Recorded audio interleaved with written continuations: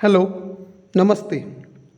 प्रणिपात विद्यार्थी मित्रांनो, आपला जो हा व्हिडिओ आहे हा आपला व्हिडिओ 2 आहे. या अगोदर मी ट्रान्सफॉर्मरचे व्हिडिओ घेतले आहेत. ते ट्रान्सफॉर्मर कशाला म्हणतात, त्याचे प्रकार किती आहेत, या सर्वबद्दल म्हणजे थोडी ब्रीफली माहिती मी सांगितलेली आहे पार्ट 1मध्ये. हा पार्ट 2 आहे. यानंतर पार्ट 3 आणि पार्ट 4सुद्धा मी अपलोड करतो आहे काही वेळातच. तर आजच्या व्हिडिओमध्ये आपण पाहणार आहेत ट्रान्सफॉर्मरचे जे प्रकार आहेत बेस्ड ऑन व्होल्टेज लेवल, त्यावरचे आपण दोन प्रकारमधील फरक पाहणार आहेत. दोन टाईप्समधील फरक पाहणार आहेत. तो म्हणजे स्टेप अप ट्रान्सफॉर्मर आणि स्टेप डाऊन ट्रान्सफॉर्मर. या दोनमधील आपण फरक पाहणार आहेत. या दोनमधील आपण डिफरन्स पाहणार आहेत. कोणता डिफरन्स असतो, काय फरक असतो, आणि हे स्टेप अप ट्रान्सफॉर्मर आणि स्टेप डाऊन ट्रान्सफॉर्मर हे बेस्ड ऑन द व्होल्टेज लेवलवरचे प्रकार आहेत. Based on the voltage level, voltage लेवलवरून याचे तीन प्रकार पाडले आहेत असे. पण तिसरा प्रकार मी तुम्हाला ब्रीफली सांगणारच. पण ह्या दोनमधला फरक नेमका समजून घ्या कोणता आहे. तर हा फरक समजून घ्या. स्टेप अप ट्रान्सफॉर्मर, याची पहिली डायग्राम बघा. स्टेप अप ट्रान्सफॉर्मरची प्रायमरी जो कॉईल आहे तर हा कसा आहे, सेकंडरीपेक्षा कमी आहेत, आपल्याला डायग्राममध्ये दिसतो. आणि हे जे आहेत हे आयरन कोअर आहेत, आणि हे जे आहे सेकंडरी कॉईल आहेत, हा सेकंडरी कॉईल आहे. तर इकडे स्टेप डाऊन ट्रान्सफॉर्मरमध्ये बघा, स्टेप डाऊन ट्रान्सफॉर्मरमध्ये बघा, तर इकडला जो प्रायमरी कॉईल आहे हा प्रायमरी कॉईल कसा आहे, जास्त आहेत as compare to secondary coil. इकडे सेकंडरी कॉईल बघा, हा सेकंडरी कॉईल कम्पेअर आहेत. म्हणजे हे स्टेप डाऊन आणि स्टेप अप ट्रान्सफॉर्मर हे एकमेकाच्या उलटे आहेत, अपोजिट आहेत, आपण असं म्हणू शकतो डायग्रामकडे पाहून. जर डायग्राम बघितली, त्यांची स्ट्रक्चर पाहिलं, तर हे एकमेकांच्या अपोजिट आहे आपण असं म्हणू शकतो. त्यानंतर त्याचे पॉईंट बघा. पॉईंटमार्फत आपल्याला नेमकं काय आहे त्यात सारखं आणि काय आहे डिफरंट ते माहीतच पडतात. तर सेकंड पॉईंट बघा, secondary voltage is always greater than a primary voltage. Secondary जे व्होल्टेज आहे हे प्रायमरी व्होल्टेजपेक्षा जास्त आहे असं याचं म्हणणं आहे स्टेप अप ट्रान्सफॉर्मरमध्ये. तर इकडे बघा, स्टेप डाऊन ट्रान्सफॉर्मरमध्ये secondary voltage is always less than primary voltage. बरोबर, प्रायमरी व्होल्टेज जे आहेत हे जास्त आहे सेकंडरी व्होल्टेजपेक्षा. आपल्याला इथं दिसतेच, हे कॉईल दिसत आहे तुम्हाला, हे जे दिसते डार्कमध्ये हे कॉईल आहेत. टर्न्स दिलेले आहे कॉईलचे, तांब्याच्या तारचे, कॉपर वायरचे टर्न्स दिलेले आहेत, तर ते आपल्याला इथं दिसतेच. त्यानंतर बघा थर्ड पॉईंट बघा, LV low voltage winding of the transformer is primarily and HV winding is secondary. Low voltage म्हणजेच लो वाइंडिंग जी आहेत ही आपल्याला इथं प्रायमरी दिसतेच, हिलाच लो वाइंडिंग म्हणतात ऑफ ट्रान्सफॉर्मरची, आणि जे की प्रायमरी आहेत लो व्होल्टेज. आणि इकडे बघा सेकंडरी वाइंडिंग आहेत, ही कशी आहेत, हाय व्होल्टेजची वाइंडिंग आहेत, जे आपल्याला इथं दिसते सेकंडरीची. तसंच याचं अपोजिट इकडे बघा, स्टेप डाऊन ट्रान्सफॉर्मरमध्ये HV winding of a transformer is the primary. म्हणजे हाय व्होल्टेजची जी वाइंडिंग आहेत ही कशाची आहेत, ती प्रायमरीलाच दिलेली आहे. तर अँड लो व्होल्टेजची जी वाइंडिंग दिलेली आहे ती सेकंडरीला दिलेली आहेत इन अ स्टेप डाऊन ट्रान्सफॉर्मरमध्ये. हे एकमेकाच्या विरुद्धच आहेत, इकडे जर जास्त तर इकडे कमी, हे एकमेकाच्या पूर्णपणे विरुद्ध आहेत. तर त्यानंतर बघा चौथा point, the number of turns in the primary winding is less than the secondary winding. म्हणजे यांची जे टर्नची संख्या आहेत, कॉईलची ज्या टर्नची संख्या आहेत ही सेकंडरीपेक्षा प्रायमरीमध्ये कमी आहे, सेकंडरीपेक्षा प्रायमरीमध्ये कमी आहे. आपण या डायग्रामवरून पाहू शकतो, आणि इझी टॉपिक आहे हा. ह्या डायग्रामवरून तुम्ही हे जे मी वरचे चारही प्रकार सांगितले, टॉपिक सांगितले किंवा पॉईंट सांगितले, हे तुम्ही लिहू शकले पाहिजेत डायग्राम पाहून. त्यानंतर बघा इकडे the number of turns in the primary winding is more than the secondary winding. म्हणजे इकडले जी प्रायमरी वाइंडिंग आहे ही सेकंडरीपेक्षा खूप जास्त आहेत, आपल्याला डायग्राममध्ये दिसते. हे कशात घडते, तर हे स्टेप डाऊन ट्रान्सफॉर्मरमध्ये घडते. त्यानंतर बघा point number 5, primary winding is thick conductor. Primary winding जी आहे ती थिक कंडक्टरनी असतात, जाड्या कंडक्टरनी असतात, आणि लेस नंबर ऑफ टर्न्सनी असतात. थिक कंडक्टर म्हणजे जाड्या कंडक्टरच्या वायरनी असतात, आणि त्याचे जे टर्न्स राहतात ते कसे राहतात, फार कमी राहतात, हे फार कमी राहतात. आणि सेकंडरी वायंडिंग इज थिन, आणि जे सेकंडरी वायंडिंग राहतात ही पातळ वायरची राहतात, पातळ कॉपर वायरची राहतात. आणि त्याचे नंबर ऑफ टर्न्स जे आहेत ते सुद्धा खूप जास्त राहतात, हे सुद्धा खूप जास्त राहतात. हे कशात लागू पडते, तर हे स्टेप अप ट्रान्सफॉर्मरमध्ये लागू पडते. त्यानंतर बघा step down transformer. Step down ट्रान्सफॉर्मरमध्ये याच्या अपोजिट, बरोबर याच्या अपोजिट इकडे बघा, primary winding is thin conductor, primary winding is thin conductor and more number of turns.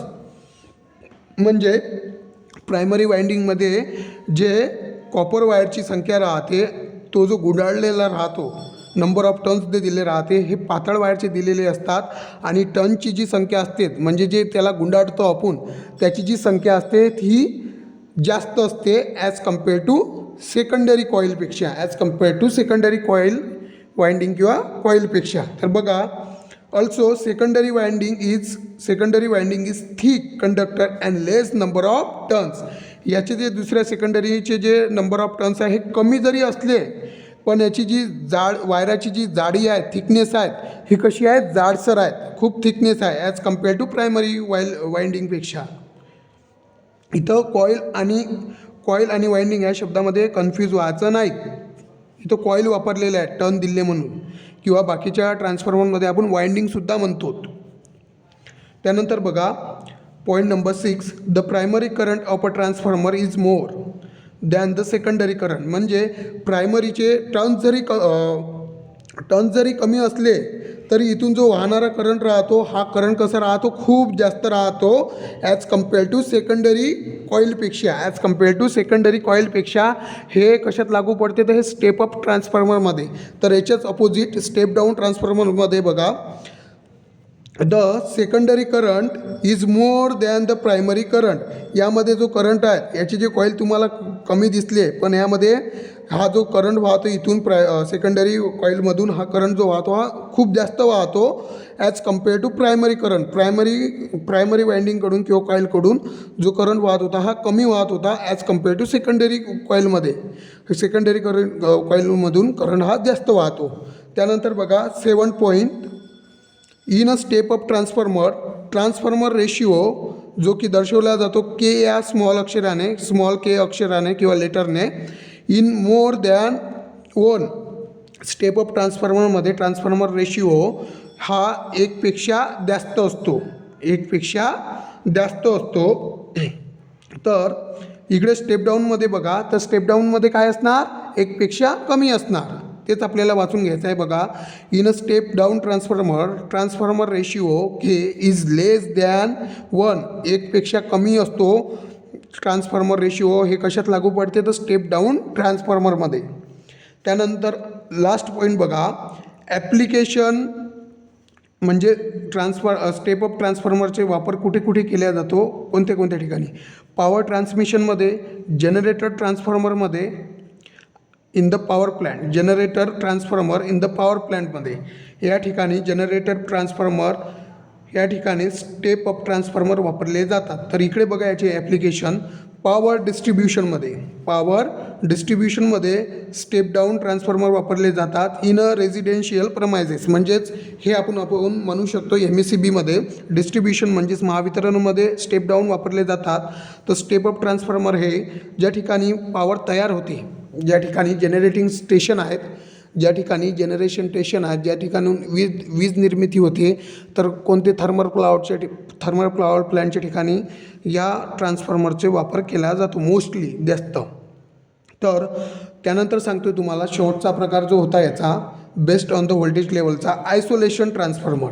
तर सर्वप्रथम सांगतो तुम्हाला आयसोलेशन ट्रान्सफॉर्मर कशाला म्हणायचं.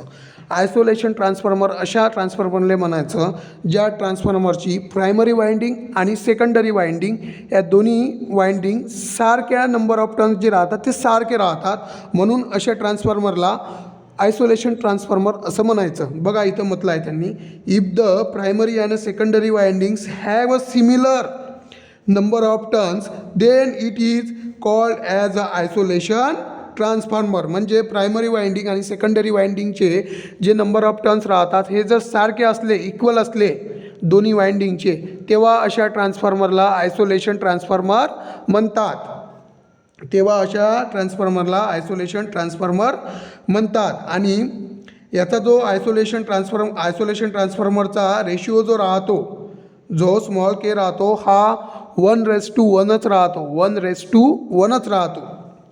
1:1च राहतो. 1:1च राहतो. त्यानंतर बघा, याचा जो वापर केला जातो हा ब्लॉक द व्होल्टेज स्पाइक्स, त्यानंतर स्विचिंग ट्रान्झिएंट अँड नॉईज इत्यादी ठिकाणी याचा वापर केला जातो.